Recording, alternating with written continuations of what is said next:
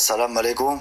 Bola, men Cheng. Ismim Chongning-Chung. 23 dekabr sanasida O'zbekiston valyutasini olib, yo'qdik. Bu qilgan ishimni noto'g'riligini men anglab yetdim.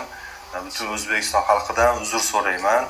Qilgan ishimdan pushaymonman. O'zbekka halaqagan uchun so'rayman.